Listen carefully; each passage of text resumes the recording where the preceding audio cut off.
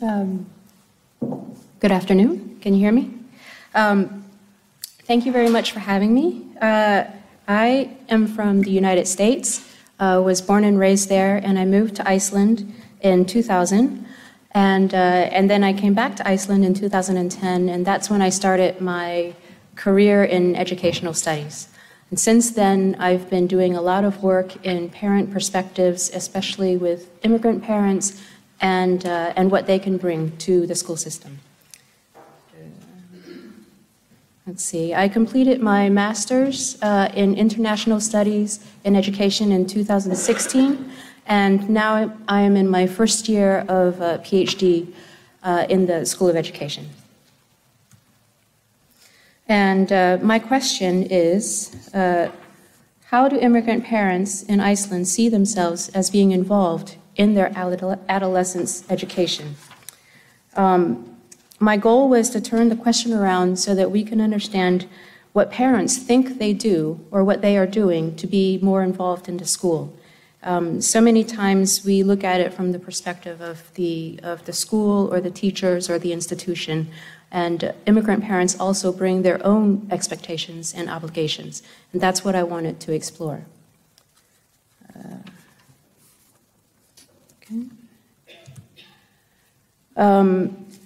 When I first came to Iceland and I started a family, I had my own way of doing parent involvement, and that was, of course, based on how I was raised and what I knew from my home country.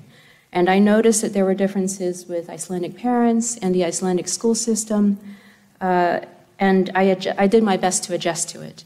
What I also noticed was that there were other immigrant parents that were doing the same thing, except they saw their role differently than I, and for various reasons. Some were much more active, some were less active, but everybody had the same goal, of course, and that is to, do the best for their children.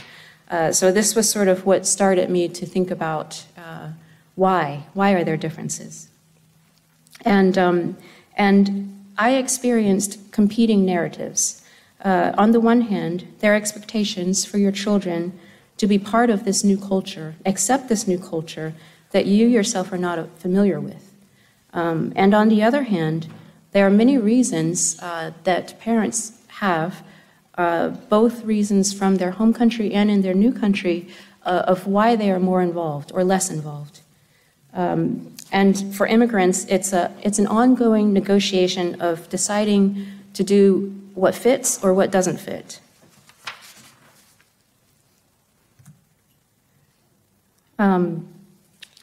And when we talk about parent involvement, it is often judged by the institution. Parents are supposed to be positive, they're open, they trust the professionals of the school, and they trust the judgment and the assessment of the teachers. And any sort of subtle differences between teachers and parents can be the impetus, can create confusion or frustration to work together.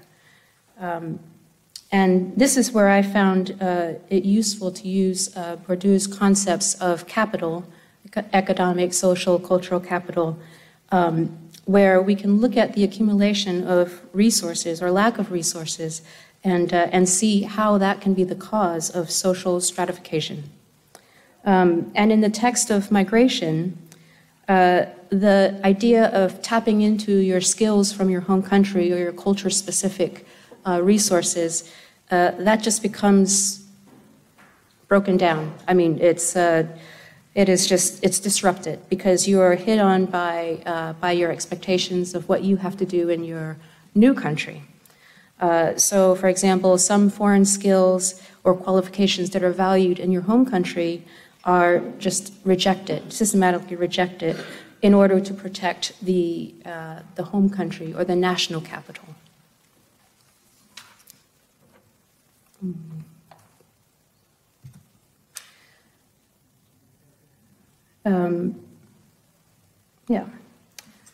So, in other words, parent involvement for immigrants is a lot more complex than just helping with homework or coming to the meetings or basically doing as the teacher says. immigrant parents, they not only have migrant-specific capital, but they have to work in a transnational context. They also need to absorb what is happening in their new country. We're always asking, how does the cultural capital from my home country translate within the more powerful and validated national capital? How does everything I know in my home country fit into the national context of my new country? Immigrant status is also not a singular factor and not the only reason for certain social divisions. And that's why I am also using intersectionality so that I can look at different overlapping divisions of race, class, gender, ethnicity, citizenship, sexuality, and ability.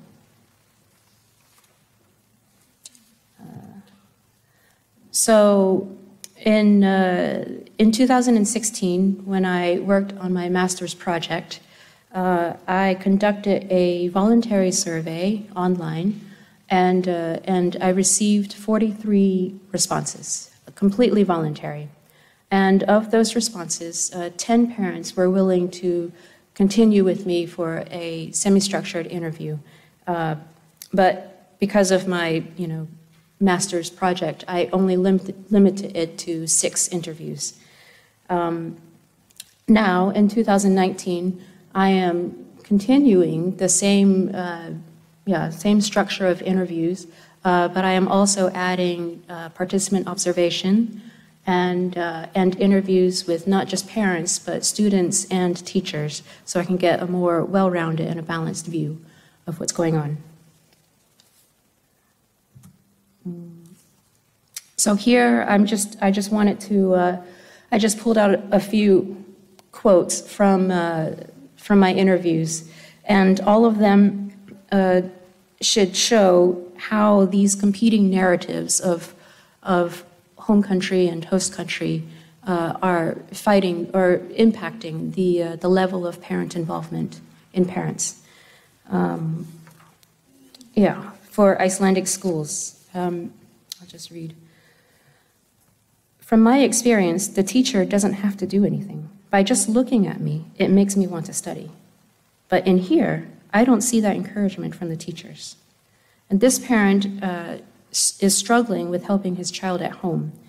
He admits that he has very little contact with the school, and he doesn't want to complain about the school. He's happy with the school, but he does compare his expectations of the teachers to his own experiences from his childhood and his home school. Lisa, I cannot help him with his Icelandic homework, and as soon as he struggles with Icelandic, I have to ask a friend. I think this is a really interesting example of an immigrant parent using her embodied social capital to make sure that her son keeps up and stays up to her standard of what her child should be, how he should be performing at school. There's no Icelandic spoken in this home, and yet she's developed strategies in order to help her child's schooling. And then the last one, they emphasize social skills in Icelandic schools. I think it's very, very perfect.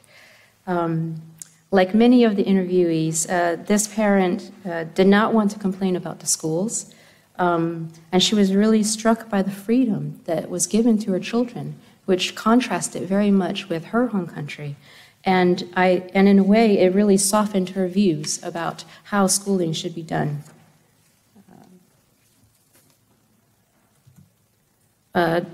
Social interactions were quite a bit more negative, very difficult for parents to connect with other parents at the schools or to form social networks that are unfamiliar with them.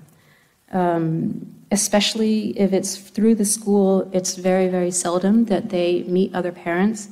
And also in particular, because I was looking at students in the mid-school, mid-stig range.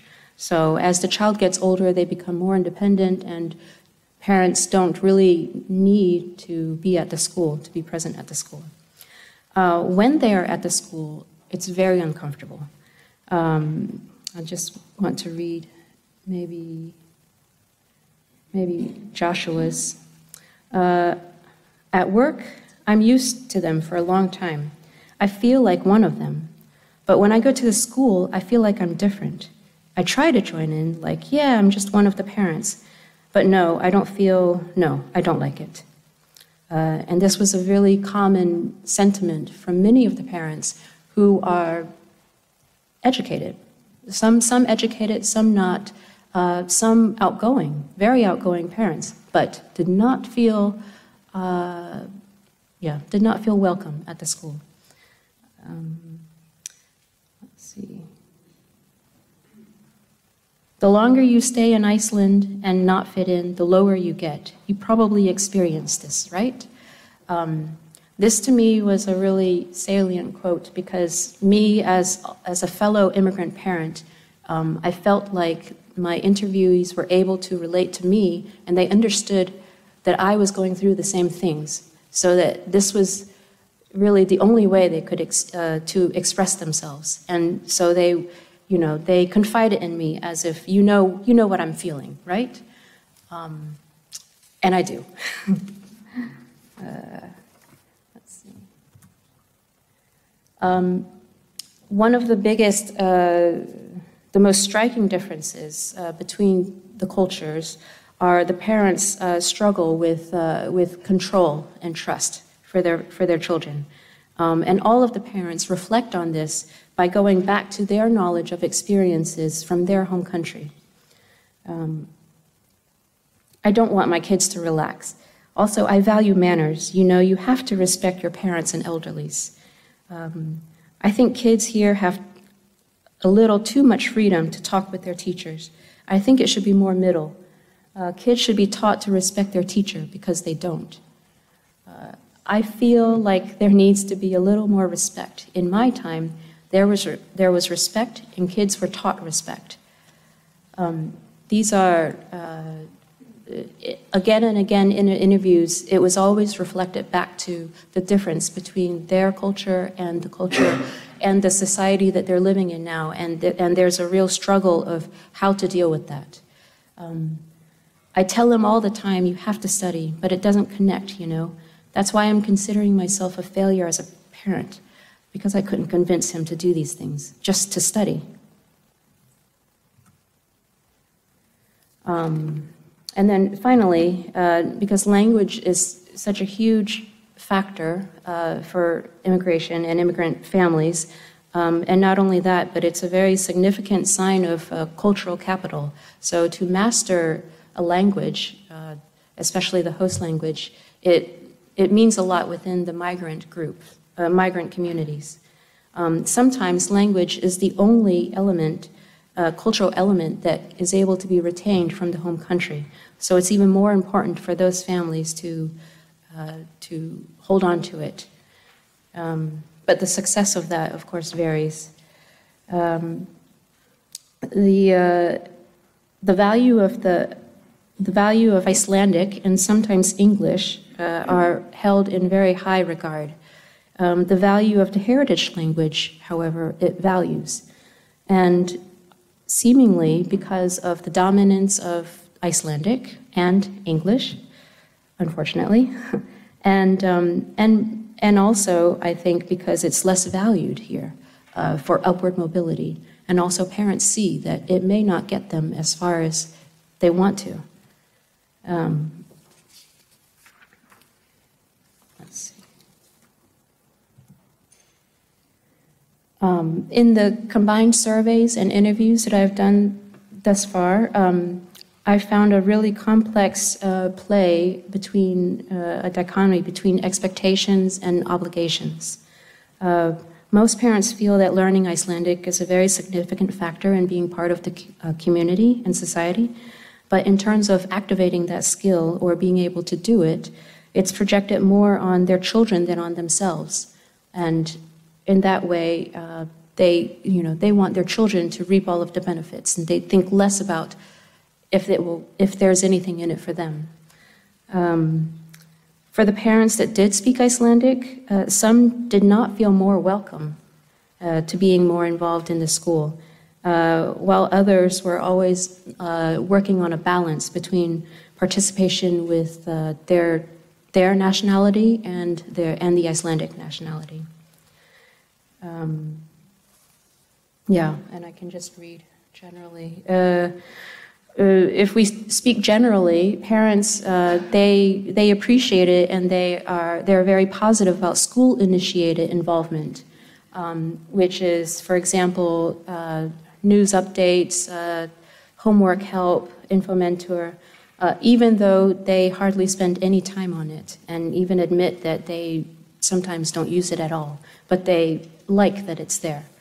They don't feel that having or nurturing a relationship with the school is beyond the minimum, is valued or even beneficial for their children's academics. Instead, they do feel a lot of pressure for parent-initiated involvement. That is, instilling their own values at home and making sure that their child continues to carry on those specific culture codes. So there is a competing narrative between migrant-specific cultural resources and the national capital. Language is obviously a very important part of it, and a very successful. I mean, it is true, if you are more competent in the language, it will get you farther. But as far as how parents go about it, it's completely, yeah, it really varies.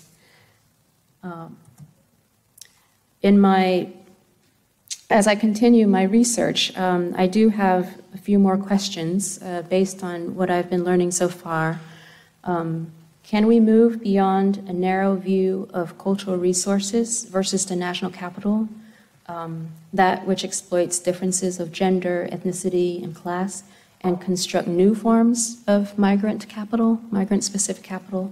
In other words, a more inclusive view of cultural wealth, and then to address the immigrant parents who are, in a way, in the gray area, who are sort of on the path towards a downward mobility.